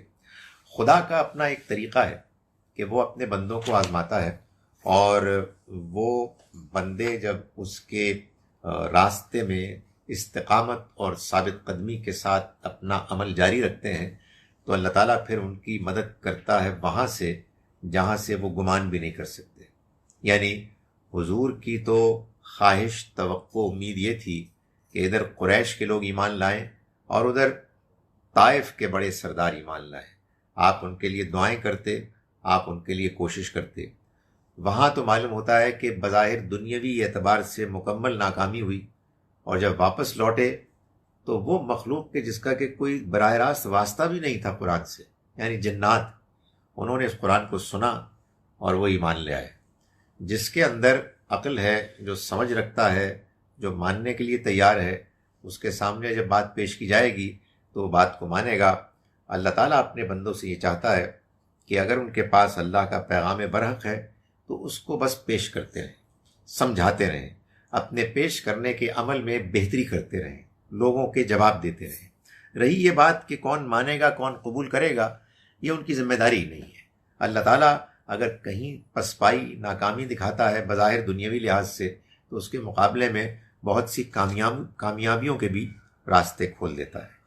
اقول قولی ھذا واستغفر اللہ لی ولکم.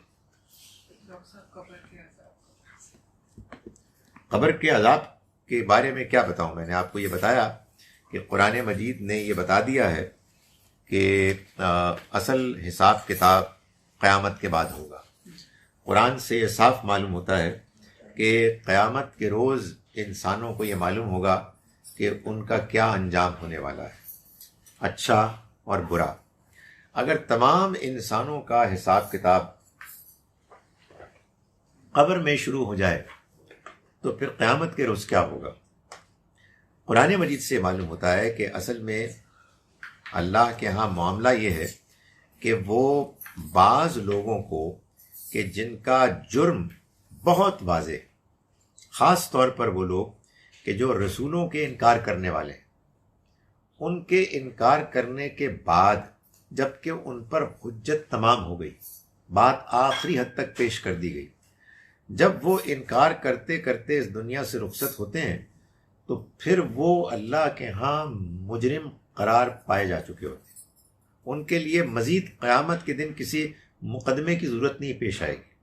چنانچہ وہ مجرم ٹھہر گئے اور یہیں سے موت کے بعد ان کی سزا شروع ہوگی. صرف یہ ہے کہ یہ سزا اس فارم میں نہیں ہوگی کہ جو قیامت کے بعد ہوگی. تو یہاں اللہ تعالیٰ نے سورہ المومن میں جو ہم نے آیات پڑھی اس میں یہ بتایا کہ فرعون اور اس کے ساتھی صبح و شام وہ عذاب دکھائے جا رہے ہیں کہ جس میں وہ قیامت کے بعد جھونک دیے جائیں گے. یہ ہے اصل میں قبر کا عذاب. ظاہر ہے کہ جب حدیث میں کوئی بات بیان ہوگی تو اس بات کو آپ قرآن کی روشنی میں سمجھیں گے. حدیث میں جو بات بیان ہوئی ہے وہ بالکل ٹھیک بیان ہوئی ہے. یعنی جو برزخ میں روحیں ہیں وہ دیکھ رہی ہیں کہ ہمیں عذاب ہے. نہیں میں یہ نہیں گزارش یا دوزخ میں یہ میں گزارش نہیں کر رہا. میں جو گزارش کر رہا ہوں وہ یہ ہے کہ فرعون اور اس کے ساتھی جو کٹر مجرم تھے، جن کے مجرم ہونے کا آخری حد تک فیصلہ دنیا میں ہو گیا، وہ ہیں کہ جن کی سزا یہیں سے شروع ہو جائے گی. باقی جو عظیم اکثریت کی روحیں ہیں وہ کیا دیکھ رہی ہیں؟ کوئی نہیں دیکھ رہی، وہ کہیں اور ہیں. یہ اصل میں ہمارے ہاں چونکہ ہم ہندوؤں کے ساتھ رہے ہیں اس لیے ہمیں روحوں کے ساتھ بہت دلچسپی ہے. اور پھر یہ ہے کہ چونکہ خواتین میں کچھ کم عمری میں نے دیکھا ہے کہ یہ ایکٹیویٹی رہی ہے بہت سی کہ وہ روحوں کو بلاتی ہیں ایک خاص قسم کا طریقہ اختیار کر کے. تو میں چونکہ آج ان کا ذکر آ گیا تو میں بتا رہا ہوں کہ وہ روحیں نہیں آتی، وہ جن آتے ہیں. اور یہ شیاطین جن ہیں کہ جن کو کہ آپ جب انوائٹ کریں گے تو آ جائیں گے. وہ تو آپ ان کو نہیں دیکھ سکتے. آپ کہیں گے یہ تمہارے پردادا ہیں، ان کو آپ کے پردادا کے بارے میں آپ سے زیادہ معلومات ہوگی، وہ ان کی ڈیٹیلز آپ کو بتا دیں گے. اور آپ کہیں گے جی آج الحمدللہ آپ نے اپنے پردادا سے بات کی تھی. تو اس طرح کی آپ کے بارے میں بھی بتائیں. وہ اصل میں کیا کرتے ہیں، وہ انفارمیشن جناح صاحب کے بارے میں جو انفارمیشن ان کی ہے وہ کچھ آپ سے پک کریں گے، ادھر ادھر سے پک کریں گے، اور اس کے بعد وہ آپ کو جواب دینا شروع کر دیں گے.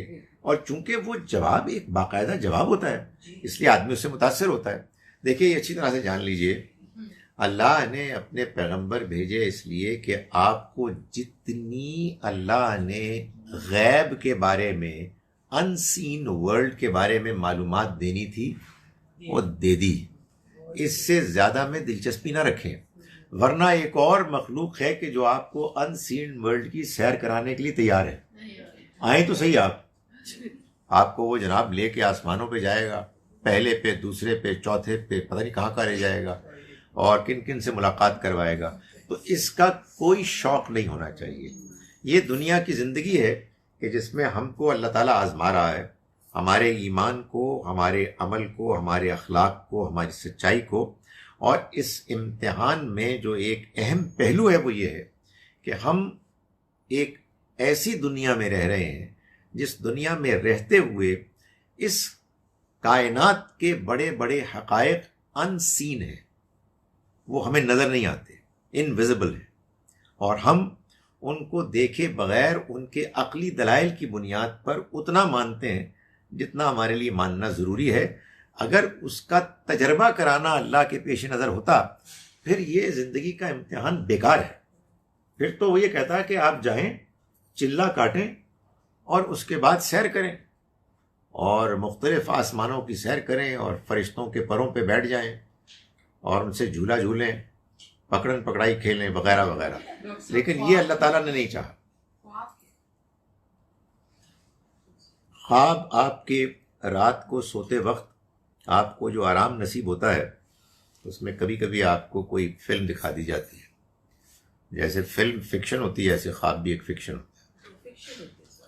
ہے. کبھی کبھار اللہ تعالیٰ کوئی اشارہ کر دے تو اور بات ہے. بائی دا وے سوری، مجھے کسی نے سوال کیا جس سے مجھے خیال آیا کہ میں اس بات کی وضاحت کر دوں جو میں نے کل ایک ابراہیم علیہ السلام کے خواب کے بارے میں بات بیان کی تھی. ابراہیم علیہ السلام کے خواب میں ان کو ان کے بیٹے کے قربان کرنے کا نظر آیا تھا جو واقعہ، اور بار بار نظر آیا، اور انہوں نے اپنے بیٹے سے مشورہ کیا اور اس کے بعد انہوں نے ان کو لٹرلی سلاٹر کرنے کے لیے آمادہ ہو گئے.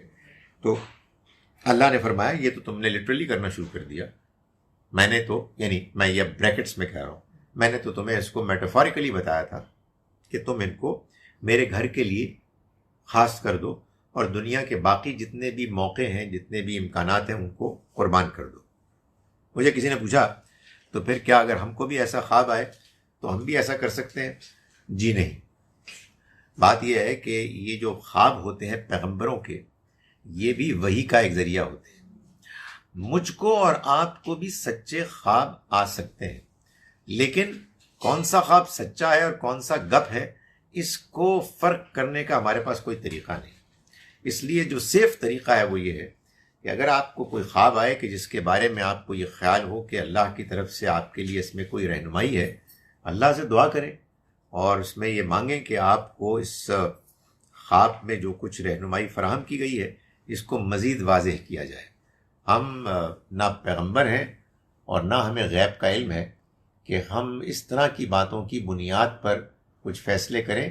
اللہ نے ہمیں اس دنیا میں اپنی عقل، فطرت، تجربات کے علاوہ جو رہنمائی کرنی تھی وہ اس نے رہنمائی اپنے پیغمبر صلی اللہ علیہ وسلم کے ذریعے سے کر کے یہ اعلان کر دیا کہ اب دین مکمل ہو گیا، اس کے بعد کوئی دین نہیں آئے گا، اور یہ اعلان کر دیا کہ یہ اللہ کے آخری پیغمبر ہیں، اور یہ بتا دیا کہ ان کا لایا ہوا دین اب محفوظ ہے قرآن اور سنت کی شکل میں۔ آپ کی ساری دلچسپی یہ ہونی چاہیے کہ آپ اس کو سمجھیں، نہ کہ ان چیزوں کی طرف آپ رخ کریں کہ جو آپ کو یعنی اس دنیا میں لے جائیں گی کہ جس دنیا میں جا کے آپ کو کوئی اطمینان نہیں ہوگا۔ میں جملہ مکمل کر لوں۔ یہ اطمینان نہیں ہوگا کہ جو کچھ آپ کر رہے ہیں وہ حقیقت ہے یا ایک دھوکہ ہے۔ جی، جس طرح سے کہا جاتا ہے کہ نبی پاک صلی اللہ علیہ وسلم کسی کی خواب میں آئے اور کوئی گائیڈنس انہوں نے آپ کو دی ہے، لیکن یہ کیسے پتہ لگے گا کہ وہ صحیح ہے؟ کیونکہ میرا ایک ایمان اس پہ نہیں بنتا، لیکن اگر کوئی مجھے بتا رہا تھا کہ وہ آئے اور انہوں نے یہ کہا تو یہ سچ ہوگا، تو اس کا کیا پیمانہ ہے کہ وہ سچ ہی ہوگا؟ یہ بھی آپ نے ایک اچھی بات پوچھ لی کہ نبی اکرم صلی اللہ علیہ وسلم جب خواب میں آتے ہیں تو پھر آپ جو فرماتے ہیں وہ تو سچ ہوتا ہے، تو اس کو کیسے ہم فرق کریں؟ دیکھیں، اصل میں یہ جو آپ کا سوال ہے وہ ہوتا کیا ہے کہ بعض اوقات بعض چیزیں مشہور ہو جاتی ہیں، بعض اوقات آپ کو ڈائریکٹلی معلوم ہو جاتی ہیں، بعض اوقات آپ کو انڈائریکٹلی معلوم ہوتی ہیں۔ یہ جو ہمارے ہاں مشہور ہو گئی بات نبی اکرم صلی اللہ علیہ وسلم کے خواب میں آنے سے متعلق، یہ اصل میں ایک حدیث کے بیان کی وجہ سے ہوئی۔ حدیث میں یہ بیان ہے کہ حضور نے فرمایا کہ جب میں کسی کے خواب میں آؤں تو اس کے خواب میں ہی آیا، اس لیے کہ شیطان میری شکل اختیار نہیں کر سکتا۔ چنانچہ جب حضور کسی کے خواب میں آئے، خواب میں آنے سے مراد نہیں کہ آپ خود فزیکلی آئے، بلکہ اللہ نے آپ کو اس خواب میں ایک تمثیل کی حیثیت سے پیش کر دیا۔ تو اب جب حضور صلی اللہ علیہ وسلم کا کسی نے چہرہ مبارک دیکھا تو حضور فرما رہے ہیں کہ اس نے میرا ہی چہرہ دیکھا، شیطان میرا چہرہ اختیار نہیں کر سکتا۔ یہ حدیث صرف اور صرف صحابہ کرام کے لیے، اس لیے کہ انہوں نے حضور کا چہرہ مبارک دیکھا تھا، اور اس لیے آپ کے چہرے کو کسی اور شکل میں پیش کر کے شیطان ان کو دھوکہ نہیں دے سکتا، ہم کو دے سکتا ہے۔ اس لیے ہمیں اس معاملے میں اللہ کے دین ہی کو اصل بنیاد بنانا چاہیے۔ ہاں، البتہ ایک بات حضور نے فرمائی ہے، وہ بس اس بات تک، اس حد تک انسان کو اپنے آپ کو محدود رکھنا چاہیے، اور وہ یہ ہے، اور یہ بڑی اہم بات ہے کہ آپ نے فرمایا کہ ختم نبوت کے بعد، ہمارے یہاں بڑا جھگڑا ہوتا ہے نا، ختم نبوت ہو گئی ہے، اب کوئی نبی نہیں آئے گا۔ تو حضور نے فرمایا کہ اس کے بعد جو وحی کے جتنے بھی کیٹیگریز تھیں، اقسام تھیں، وہ سب ختم ہو گئی ہیں۔ کچھ اس کی تعداد ہے 46 یا 49، وہ سب ختم ہو گئی ہیں سوائے مبشرات کے۔ تو آپ سے پوچھا گیا مبشرات کیا ہیں، تو آپ نے فرمایا سچے خواب، یعنی وہ خواب کے جو سچے ہیں اور جو آپ کو خوشخبری دے رہے ہیں کہ بھائی یہ کوئی چیز ہوگی، آپ کو اطمینان دلانے کے لیے، آپ کے اندر اعتماد پیدا کرنے کے لیے۔ اس کے علاوہ کوئی الہام، کوئی اشارہ، کوئی غیب کے پردے سے کسی کے لیے کوئی کشف، یہ سب ختم ہو گیا ہے۔ ہمارے ہاں بدقسمتی سے لوگوں نے دین کے اس اہم پہلو کو نہیں سمجھا، اور لوگ ابھی بھی ان بزرگوں کو ڈھونڈتے ہیں کہ جو غیب کی ان کو خبریں بتائیں، ان کو سیر کرائیں، ان کو خواب کے ذریعے سے. ارے بھائی دین مکمل ہو گیا، اب کوئی پیغمبر نہیں آئے گا اور نہ کوئی وحی آئے گی. اور آخری پیغمبر نے یہ بتا دیا کہ جو ایک وحی کا ذرا سا امکان ایک ہے، شیڈو جو باقی رہ گیا ہے، وہ اصل میں سچے خواب ہیں، وہ خوشخبری کی صورت میں ہوتے ہیں. جی ڈاکٹر صاحب وہ کہتے ہیں کہ حضرت مہدی آئیں گی، تو ان کا پھر کیا ہے؟ دیکھیں گزارش یہ ہے کہ اللہ تعالیٰ نے حضرت مہدی آئیں گے، کچھ کہتے ہیں حضرت عیسیٰ آئیں گے. اللہ تعالیٰ نے ہم کو اس قرآن مجید میں جس جھنجھٹ سے آزاد کر دیا ہے وہ یہ ہے کہ اب ہم کسی کا انتظار نہیں کر رہے. This Quran is the final word of God and the one who brought it was the final messenger. اگر اس کے آنے کے بعد بھی ابھی یہ کنفیوژن ہے کہ کوئی آئے گا تو فرض کیجیے وہ آ گئے، تو اب کیسے پتہ لگا کہ وہ ہیں یا نہیں ہے؟ تو میں نے یہ اس سے پہلے بھی آپ کو بتایا تھا، دو ہی خبریں ہیں، ایک ان کی امام مہدی کی اور ایک مسیح علیہ السلام کی. امام مہدی کے بارے میں نے آپ کو بتایا تھا کہ ان کے بارے میں ایک وہ تحقیق کہ جس کو میں ابھی تک صحیح سمجھتا ہوں، وہ یہ کہتی ہے کہ حدیث کی دو قسمیں ہیں امام مہدی کے بارے میں.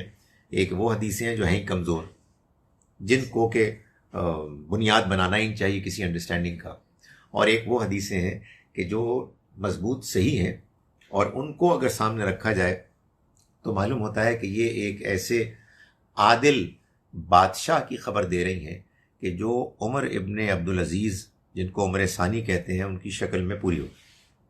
جہاں تک مسیح علیہ السلام کی آنے کا تعلق ہے، میں آپ کو بتا چکا کہ قرآن مجید میں جو کچھ بیان ہوا ہے اس سے یہی معلوم ہوتا ہے کہ ایسا نہیں ہوگا. لیکن بہرحال وہ بخاری و مسلم میں تو ہیں. مگر اس میں بھی ایک بڑی سگنیفیکنٹ بات یہ ہے کہ حدیث کی سب سے پہلی مرتب کتاب جو دنیا میں آئی، بخاری مسلم تو 240 250 کی کتاب ہے، یعنی آپ سمجھیں middle part of 3rd century. وہ تھی موطا امام مالک. یہ کتاب ہے مڈ 2nd century کی، 160 ہجرہ 165 اس دور میں آئی. اس میں حدیثیں بھی ہیں، اس میں امام مالک کے جو مدینہ منورہ میں all through out his life رہے، ان کے اپنے اوپینینز بھی ہیں. لیکن اس میں بہت سی باتیں ہیں، اور مدینے کے اندر جو کچھ باتیں مشہور تھیں ان کو بیان کیا گیا ہے. اس میں یہ ذکر تو ہے کہ فتنہ دجال ہوگا، لیکن نہ امام مہدی کا ذکر ہے، نہ مسیح علیہ السلام کی واپسی کا ذکر ہے. سو یہ بھی ایک مسئلہ. استخارہ ایک دعا ہے جو ہم اللہ سے کرتے ہیں ان موقعوں پر کہ جن موقعوں پر ہم ڈبل مائنڈڈ ہوتے ہیں اور اپنے طور پر کوئی فیصلہ نہیں کر پاتے، تو ہم اللہ سے دعا کرتے ہیں. اس دعا کے ساتھ ساتھ ہم سوچتے بھی رہتے ہیں، مشورہ بھی کرتے رہتے ہیں، اور اللہ کی طرف سے پھر بعض اوقات بہت ایسا ہوتا ہے کہ ہمارے اندر دو امکانات میں سے کسی ایک کی طرف فیصلہ کن میلان پیدا ہو جاتا ہے، یا حالات ایسے بن جاتے ہیں کہ دوسرا امکان ختم ہو جاتا ہے. یہ کمال ہوتا ہے، یہ اللہ کا اپنا فیصلہ ہوتا ہے. سر یہ علیین اور سجین کے بارے میں قرآن پاک ہے کہ یہ قرآن پاک میں ہے کہ یہ رجسٹرز ہیں جس میں نیکوں اور بد لوگوں کے نام لکھے جائیں گے، جی یا کہ کوئی یہ جگہ بھی ہے کہ جہاں پہ روحیں رہیں گی عالم برزخ میں؟ معلوم یہی ہوتا ہے کہ یہ رجسٹرز ہیں، یعنی ان کے اعمال نامے ہیں کہ جو ایک جگہ ہوں گے یا دوسری جگہ ہوں گے. اور یہ اللہ کی طرف سے ایک خاص اہتمام ہے جس میں کہ وہ یہ بتا رہا ہے کہ تم کو اپنے رویے، اپنے عمل کے نتیجے میں ان لوگوں میں شامل ہونا چاہیے کہ جو علیین ہیں، یعنی جن کا اعمال نامہ وہاں جا رہا ہے. تو خدا تعالیٰ نے اصل میں دیکھیں کچھ چیزیں ہوتی ہیں جو بیان میں نسبتاً کم واضح ہوتی ہیں، کچھ باتیں ہیں جو بالکل واضح ہیں. جو بالکل واضح باتیں کی ہیں اللہ تعالیٰ نے، ان میں مثال کے طور پر وہ باتیں ہیں کہ جو سورہ انفطار میں ہیں، سورہ تکویر میں ہیں کہ جب آسمان پھٹ جائے گا، ستارے ماند پڑ جائیں گے، سمندر ابل جائیں گے، تب انسان جانے گا کہ اس نے کیا آگے بھیجا کیا پیچھے چھوڑا. سو معلوم یہ ہوا کہ پہلے قیامت کی ہلچل ہوگی، اس کے بعد میزان لگے گی، حساب کتاب ہوگا اور پھر فیصلہ ہوگا. اس سے پہلے اللہ تعالیٰ اپنے طور پر لوگوں کے بارے میں یعنی ان کے اعمال ناموں کے بارے میں جہاں جہاں کوئی کیٹیگریز کا فیصلہ کرنا چاہیں گے کر دیں گے، لیکن اس کے بعد ان کے سامنے اناؤنسمنٹ ہوگی. معلوم ہوتا ہے کہ قیامت کے بعد every day I find something which had been entrenched in my mind for years to be a wrong hadith. How does one clear all these mistakes in one's lifetime? دیکھیں اللہ کا شکر کریں کہ آپ کو کچھ باتیں سمجھ میں آ جاتی ہیں. بہت سے دنیا کے انسان بلکہ میجورٹی وہ ہے کہ جو ایسے نظریات کو مان رہی ہے کہ جو اللہ کے پیغام کے مطابق صحیح نہیں ہے، لیکن چونکہ وہ ان حالات میں جی رہے ہیں اس وجہ سے ان کو مان رہے ہیں. اس لیے اصل میں یہ جان لیں کہ دنیا کی زندگی کا امتحان جو ہے وہ یہ ہے کہ آپ اپنے ذہن کو کھلا رکھیں اور آپ غور کرتے رہیں اور آپ سچائی کے بارے میں کبھی ضد میں مبتلا نہ. ہم کو اللہ نے یہ حکم دیا ہے کہ ہم ہر حال میں انصاف کریں. انصاف کے راستے میں جو رکاوٹیں ہیں اللہ نے بیان کر دی. دو ہی رکاوٹیں ہوتی ہیں، یا آدمی کی اپنی لالچ یا کسی سے دشمنی ضد. دونوں کو آپ ختم کر دیں اور جو باتیں آپ کو صحیح لگتی ہیں ان کو ماننا شروع کر دیں. باقی اس فکر میں مبتلا نہ ہو کہ ابھی کتنی اور باتیں باقی رہ گئی ہیں کہ جن کو ماننا ضروری ہے. اللہ جانے اس کا آپ سے کیا تعلق. آپ کو جو باتیں معلوم ہوتی ہیں وہ اگر آپ کو لگتی ہیں دل کو کہ یہ بات یہ صحیح ہے تو آپ ان کو قبول کریں اور اللہ سے دعا کریں کہ اور بھی جتنا حق ہے وہ ہم سب پر واضح ہو جائے. یہ ایڈاپشن کے بارے میں والد کا اگر نہیں پتا تو اس کا نام کیسے اپنا نام دے سکتے ہیں؟ نہیں، اپنا نام نہیں دے سکتے. اپنا نام تو قرآن نے ہم نے سورہ احزاب، وہی آپ نے پوچھا نا سورہ احزاب پڑھ لی. سورہ احزاب میں اللہ تعالیٰ نے یہ بیان کر دیا کہ آپ کو والد کا نام بیان کرنا ہے، اور اگر والد کا نام معلوم نہیں تو وہ پھر آپ کے دین میں بھائی ہیں.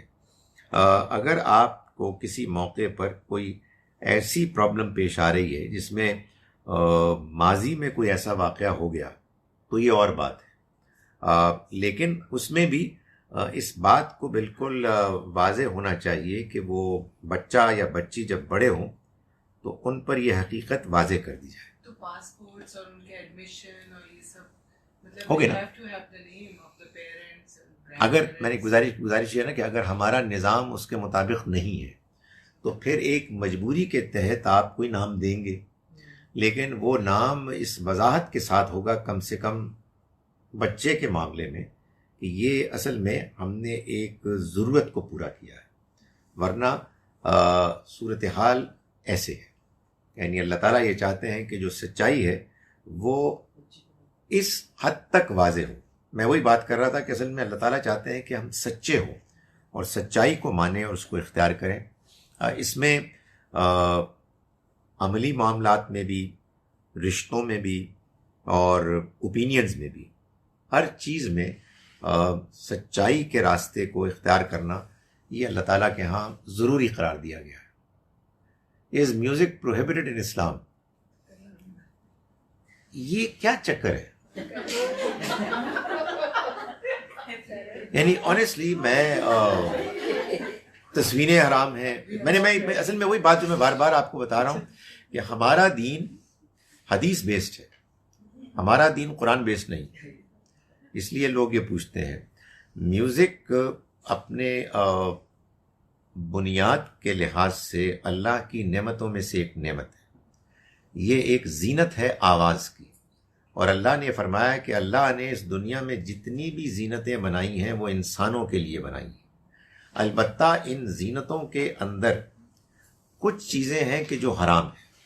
وہ کیا ہیں؟ وہ کہ جو فحش ہیں، وہ کہ جن میں شرک ہے، وہ کہ جن میں دوسروں کے ساتھ زیادتی ہے، وہ کہ جن میں دوسروں کی حق تلفی ہے، وہ کہ جس میں یہ جھوٹ بولا جا رہا ہے کہ اللہ نے یہ فرمایا حالانکہ اللہ نے یہ نہیں فرمایا. سو اس کے علاوہ کوئی چیز یعنی اس طرح کے معاملات میں حرام نہیں ہے. سو جتنی بھی فنون لطیفہ فائن آرٹس میں چیزیں ہیں، چاہے وہ پینٹنگز ہیں، اسٹیچوز ہیں، میوزک ہے، پوئٹری ہے، وٹ ایور، یہ سب اللہ کی نعمتیں ہیں، اور ان میں ہم کو اخلاقی حدود کو کراس نہیں کرنا ہے. سو اس میں بے حیائی نہیں ہونی چاہیے، اس میں شرک نہیں ہونا چاہیے، وغیرہ وغیرہ. ڈاکٹر صاحب یہ جو میلاد ہم کرتے ہیں اور پھر کھڑے ہوتے ہیں رسول کو سلام، دیکھیں یہ جو میلاد وغیرہ آپ کرتے ہیں، یہ سب کچھ اس میں ایک اصول جان لیں. اگر آپ کو اصول سمجھ میں آ جائے، دیکھیے ہمارے یہاں پتہ کیا ہوتا ہے، ہمارے یہاں لوگ اصول کی بات نہیں کرتے، اپلیکیشن کی بات کرتے ہیں، جس سے جھگڑے ہوتے ہیں. اس لیے کہ اپلیکیشن میں لوگ جذباتی ہوتے ہیں، اپلیکیشن لوگ کر رہے ہوتے ہیں. میرا خیال ہے کہ اصولی بات بتا دینی چاہیے. اصولی بات یہ ہے کہ دنیا میں دو طرح کے اعمال ہیں جو ہم کرتے ہیں. ایک وہ اعمال ہیں کہ جو آپ کہیے دنیاوی اعمال ہے، for want of a better expression, better term. اور کچھ اعمال ہیں کہ جن کا تعلق ہے جو دینی ہے، جو عبادت کے، تعبدی، جیسے نماز ہے، جیسے روزہ ہے، جیسے دعا کرنا ہے، جیسے اللہ کو پکارنا ہے، جیسے اللہ کو یاد کرنے کے لیے کوئی طریقہ اختیار کرنا ہے. تو یہ جو عبادت کے طریقے ہیں، تعبدی امور، آپ کہیے دینی معاملات، ان کے بارے میں اللہ نے اپنے دین میں سب کچھ بیان کر دیا. There is nothing that we can add to it. اس لیے کہ مجھے اور آپ کو پتہ ہی کچھ نہیں ہے کہ ہم ان معاملات میں کیا رویہ اختیار کریں. ہم اس میں ایکسپیریمنٹیشن نہیں کر سکتے کہ اللہ میاں کو یہ سرخ رنگ زیادہ پسند ہے تو چلو سرخ رنگ اختیار کر لیں. مجھے کیا پتا بھائی، ہاؤ ڈو آئی نو؟ اس کے لیے مجھے اللہ کی طرف سے کسی آنے والے نمائندے کی ضرورت ہے. وہ آ چکے، وہ سب کچھ بتا چکے، دین مکمل ہو گیا. تو اب چنانچہ عبادت میں، اللہ کو پکارنے میں ہم کوئی چیز ایڈ نہیں کر سکتے. تو آپ نے پوچھا کہ میلاد یہ کیا چیز ہے؟ اگر آپ یہ کہیں یہ دنیاوی چیز ہے تو کر لیں، جیسے برتھ ڈے ہے. لیکن کیا پیغمبر کے بارے میں کوئی طریقہ اختیار کرنا دنیاوی چیز ہوتی ہے؟ یہ خود فیصلہ کر لیں. یعنی اس کو یوں بھی دیکھنا چاہیے کہ کیا پیغمبر صلی اللہ علیہ وسلم کے بارے میں اور اس طرح کے دینی رویوں کے بارے میں ہم نے جو کچھ اختیار کیا ہے، یہ پہلے لوگوں نے کیوں نہیں کیا؟ کیونکہ یہ تو شروع سے چلا آنا چاہیے تھا.